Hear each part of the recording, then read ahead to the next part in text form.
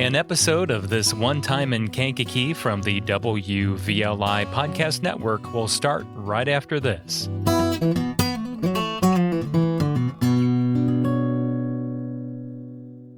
Listen to all of today's local news in one place.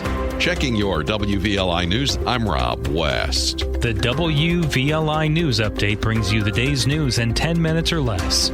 Clear, credible, and on your schedule. Follow now wherever you get your podcasts or at WVLI927.com and click on air. It's all part of the new WVLI Podcast Network. The voices you trust beyond the dial.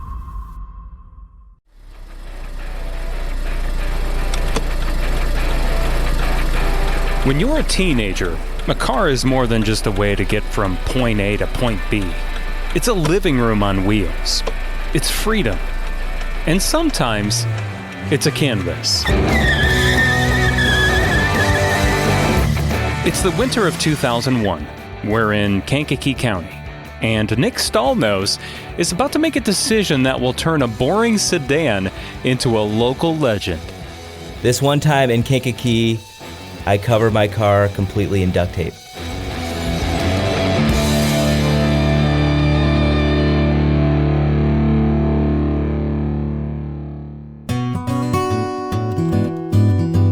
Welcome to This One Time in Kankakee from the WVLI Podcast Network.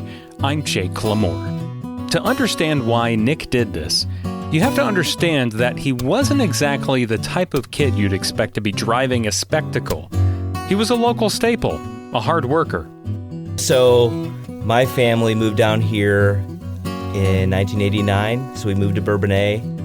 So actually my first job was for the Daily Journal. I was a paper boy. But then I guess my first real job was for Papa John's. He was a good student, a church kid. So I was very involved with my church and youth group, and very involved with sports, and very involved with Youth for Christ. But in the winter of 2001, Nick was back from college on Christmas break. He was driving his stepdad's old business car. And this car? It was the opposite of cool. So this was a 1993 Oldsmobile Cutlass Ciera. So not the coolest car for a teenager. It had been my stepdad's business car, and he bought it from the company after it had kind of run its course. But he had always kept very good care of it, so it had 165,000 miles when I got it. But it was starting to wear down by then. Nick was working a shift delivering pizzas, navigating the streets of Kankakee without a GPS, looking for street signs in the dark. That's when the car gave him a sign.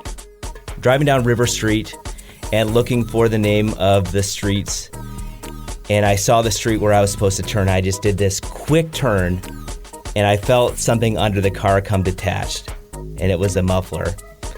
And I must have been thinking about what I would do with this car, what I wanted to do with this car that was fun and wild and different. And when that happened, I thought to myself, this car might not last much longer, and now is the time. If I wanted to do something crazy with it, this was it. So I had the idea to duct tape the entire car.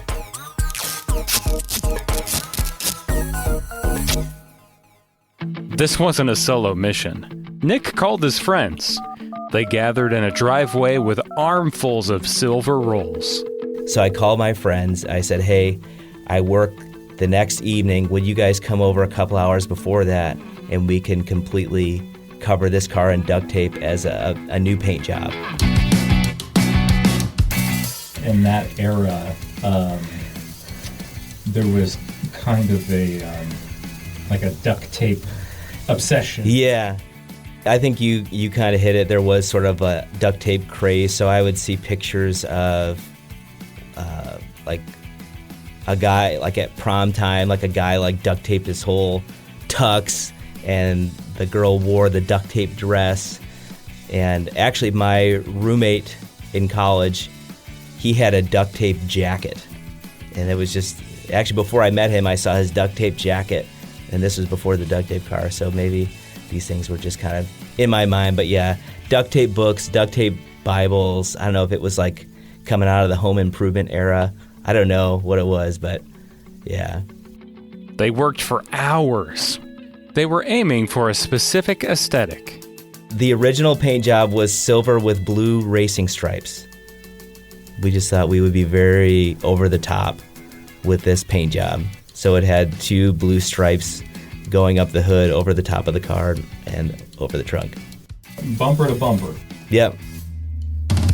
You even did like the hubcaps?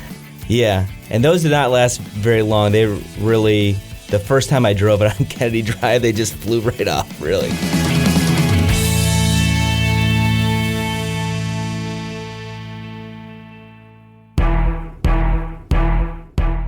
The car didn't just stay in Kankakee. Nick took it back to school with him in downtown Chicago. And that is where the reality of covering a 1993 Oldsmobile in adhesive tape started to set in. Because, as Nick learned the hard way... You may or may not know, but not all duct tape is created equal. So some is really meant to last, and others, I don't know, is more for the look. So it didn't take long for that tape to just start coming off right away. So I don't know if you remember like Thundercats. So like when Mumra comes out and like is the mummy, the mummy tape is like flying around. So that's kind of what the car looked like. The car looked so rough that it actually made a distinct impression on Nick's future wife, Kirsten, long before she knew it was his. Kirsten, my wife, tells me the story. Before she knew that was my car, she saw it driving down the street in Chicago with the tape kind of like flowing off of it, and she was like, whose car is that? Who would drive that car in the city? She wasn't the only one asking questions. The roommate who had the duct tape jacket, he told me the story of he was driving it and he was up at a light and he looks over and sees this guy who was all tatted up and he had this python around his neck. And he looks over at him and he looks at the car. He said, dude, your car's shedding just like my snake. The car was attracting attention from everyone. Chicago locals, college students. But the most high-stakes encounter happened on the highway, somewhere on that long stretch of I-57 between the city and Kankakee. Nick and his friends were cruising along when they spotted a very specific van. We were driving from Chicago back down to Kankakee, so we're on 57, and we see the Jesse White Tumblers van. So we were driving along, and we're next to it, and Jesse White himself was driving the van. For those of you not from Illinois, Jesse White isn't just the founder of a famous acrobatics team. At the time, he was the Illinois Secretary of State. His name was printed on every single driver's license in the car, and he was looking right at them. And he gives the signal to put the window down, and he says, you guys got your driver's licenses? And we're like, yeah. And he's like, all right. That's it? That's it. So, yeah. Wow. So that was pretty fun. The duct tape car had officially passed inspection from the top authority in the state.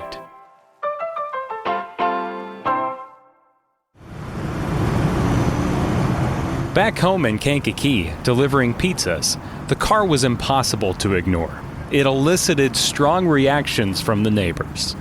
Out of my own amusement, when I would pull up to an intersection or when I was driving, I would look at the other people if it was safe, and I would see their reaction. And it was either horror that someone would do this to their car, or just laughter and delight. So that was really fun for me, just to see people's strong reactions to it. The car became a local celebrity. The Daily Journal even did a write-up on it. But eventually, even the best duct tape loses its stick. The car had passed 200,000 miles. It was sitting on the curb, peeling and tired. Nick had inherited a newer car, incidentally the exact same make and model, just without the tape. It was time to say goodbye to the Silver Beast. We had to jump it. and we drove it over. My stepdad followed me. We drove it over to Acme and parked it there, went inside, and got, I don't know, whatever amount of money we got for it. And I tried to start it one more time. It didn't start. So that was the end for me of the duct tape car. But people would tell me that they would see it from 57 when I never saw it again, but they told me that they would see it out there just sitting,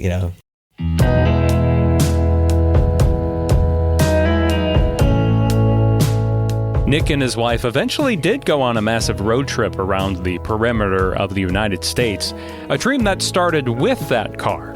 But looking back, he doesn't regret the sticky steering wheel or the peeling tape. I'm happy that we did it. I'm happy that we were in the position where the car was paid off and I was a teenager and didn't have a lot to lose. Just doing something fun and harmless that I think a lot of people enjoyed. Maybe if anybody remembers the duct tape car, I would enjoy that. I would enjoy hearing from people if they thought they would want to tell me about that, or if anybody had any pictures of it or any of their own stories. That'd be fun for me.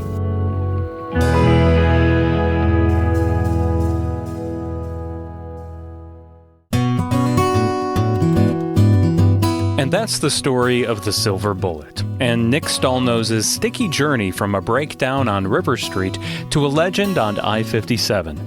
Our thanks to Nick for taking us back to 2001. It just goes to show that sometimes the most memorable rides aren't the ones in the showroom. They're the ones that you build yourself. Now, we want to hear your story. What's a moment that happened right here in Kankakee County that you'll never forget? Send an email to jake@milnermediapartners.com or message me on social media and finish this sentence for me. This one time in Kankakee. Thanks for listening. I'm Jake Lamore.